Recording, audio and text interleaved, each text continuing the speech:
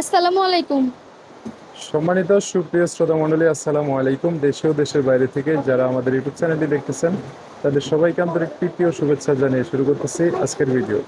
দর্শক, আজকে আমরা আমাদের ভিডিওতে একটা সুন্দর আপুকে নিয়ে আসছি, তার জীবনে কিছু কথা আপনাদের মাঝে তুলে ধরবো।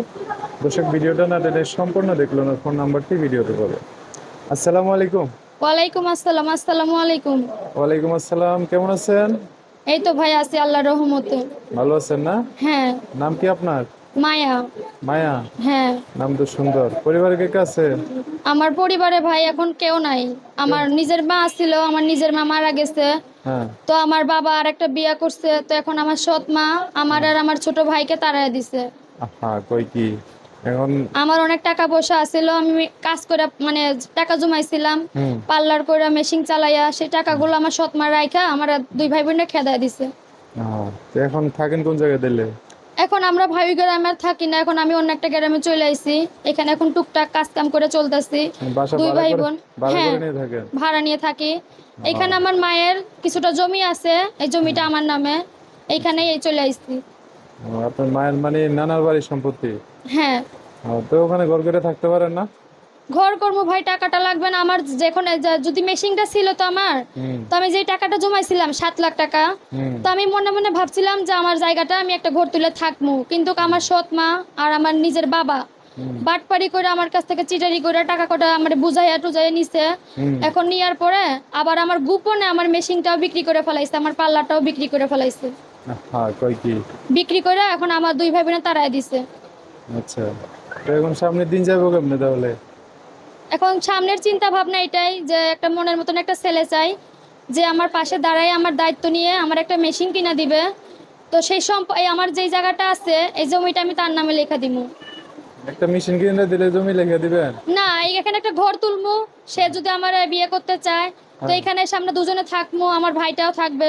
আচ্ছা, তাহলে আর কি থাকতে পারবে আর কি না? হ্যাঁ, ঘর তুললে থাকতে পারবো। অনেক জমি।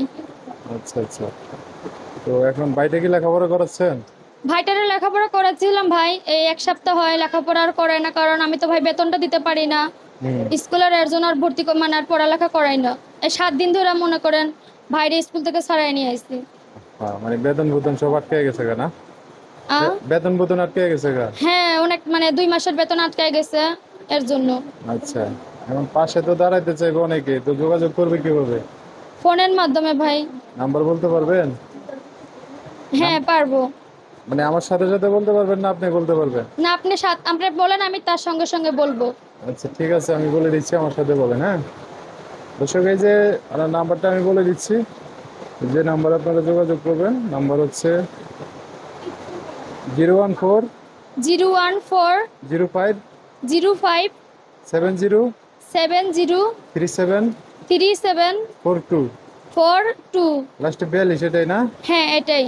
আচ্ছা দর্শক, নাম্বারটা আমি আরেকবার বলে দিচ্ছি, 01705 703742। এটাই হচ্ছে ওনার নাম্বার। এই নাম্বারে ফোন দিলে আপনারা বিস্তারিত সব জানতে পারবেন আপনার থেকে। আচ্ছা, তো অনেক বৃষ্টি হইতে আছে, বেশি কথা বলবো না, তো লাস্টে আর কিছু বলবেন? না ভাই, আর কিছু বলার নাই, অনেক বৃষ্টি হইতেছে ভাই। আমার শরীরটা খুবই অসুস্থ ভাই, আমাদের দিকে তো বন্যা হয়েছিল।